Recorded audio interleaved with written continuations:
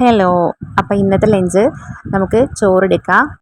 പിന്നെ ക്യാബേജ് തോരൻ വയ്ക്കുന്നുണ്ട്, കടലക്കറി വയ്ക്കുന്നുണ്ട്. പിന്നെ ഇതിലേക്ക് ഞാൻ സ്പെഷ്യലായിട്ട് ചെയ്തതെന്ന് പറയാനായിട്ട് സോയ മെഴുക്ക് പുരട്ടി ആട്ടോ. മെഴുക്ക് പുരട്ടി എന്ന് പറയാൻ പറ്റില്ല, കുറച്ച് ഡ്രൈ ആയിട്ട് ചിക്കി പൊരിച്ചെടുത്തിട്ടുള്ളതാണ് കേട്ടോ.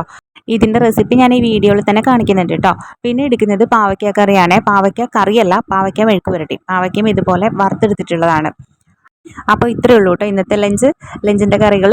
അപ്പോൾ നമുക്ക് നോക്കാം സോയ എങ്ങനെ ചിക്കി പൊരിച്ചിട്ടുള്ളത് നോക്കാം കേട്ടോ. അതിനായിട്ട് ഒരു പാൻ വെച്ചിട്ട് പാൻ ചൂടായി കഴിയുമ്പോൾ അതിലേക്ക് ആവശ്യത്തിന് എണ്ണ ഒഴിക്കുക. എണ്ണ ഒഴിച്ച് കഴിഞ്ഞിട്ട് കടുകിടുക. കടുക് പൊട്ടി കഴിഞ്ഞതിന് ശേഷം അതിലേക്ക് കൊത്തി അരിഞ്ഞിട്ടുള്ള വെളുത്തുള്ളിയും ഇഞ്ചിയും കൂടി ചേർത്ത് കൊടുക്കുന്നുണ്ട്.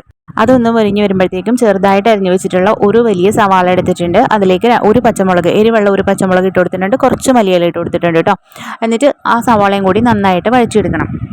അതിനുശേഷം സവാള നന്നായിട്ട് മുരിഞ്ഞു വരുമ്പോഴത്തേക്കും നമുക്ക് ഇതിലേക്ക് പൊടികൾ ചേർത്ത് കൊടുക്കാം. ഒരു 1/4 ടീസ്പൂൺ മഞ്ഞൾപ്പൊടി ഇടുക, 1/2 ടീസ്പൂൺ മല്ലിപ്പൊടി ഇടുക, 1/2 ടീസ്പൂൺ മുളക് പൊടി ഇടുക, പിന്നെ ഒരു 1/4 ടീസ്പൂൺ മസാലപ്പൊടിയും അതുപോലെ തന്നെ ഒരു 1/4 ടീസ്പൂൺ കുരുമുളകും പെരുംജീരകം പൊടിച്ച പൊടിയും കൂടി ചേർത്തിട്ടുണ്ട്. ഇനി പൊടികളെല്ലാം കൂടി നന്നായിട്ട് വഴച്ച് അതിൻ്റെ ആ ഒരു പച്ച മണം മാറണം കേട്ടോ.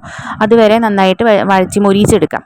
എന്നിട്ട് അതിലേക്ക് ഒരു 1/4 ഗ്ലാസ് വെള്ളം ഒഴിച്ച് കൊടുത്തിട്ട് ആ മസാലകളൊന്ന് എന്താ പറയുക അതൊന്ന് മിക്സായി കിട്ടാനാണ് വെള്ളം ഒഴിച്ച് കൊടുക്കണം. അതിനുശേഷം നമ്മൾ എടുത്തു വെച്ചിട്ടുള്ള സോയ വേവിച്ചിട്ട് അതിങ്ങനെ പിച്ചി എടുത്തിട്ടുള്ളതാണ് കേട്ടോ. അതും കൂടി ഇട്ട് കൊടുത്തിട്ട് നന്നായിട്ട് ഡ്രൈ ആക്കി മൊരിയിച്ചെടുക്കാം. അതായത് ഒന്ന് മൂടി വെക്കാം, 2 മിനിറ്റ് ഒന്ന് മൂടി വെച്ചതിന് ശേഷം പിന്നെ അത് തുറന്നിട്ട് ഇതുപോലെ എന്താ പറയുക മിക്സ് ചെയ്തുകൊണ്ടേയിരിക്കുക. അത് ഡ്രൈ ആവും വരെ മിക്സ് ചെയ്തുകൊണ്ടിരിക്കുക. പിന്നെ ഈ മുളക് പൊടിയൊക്കെ നമ്മളുടെ ആവശ്യത്തിന് എരിവിനനുസരിച്ച് ഇടുക കേട്ടോ. ഇതിപ്പോൾ ഞാൻ അത്യാവശ്യം എരിവേ ഇട്ടിട്ടുള്ളൂ. എരിവ് കൂടുതൽ വേണം എന്നുള്ളവർ കൂടുതൽ എരിവിട്ട് എടുത്തോളണം കേട്ടോ.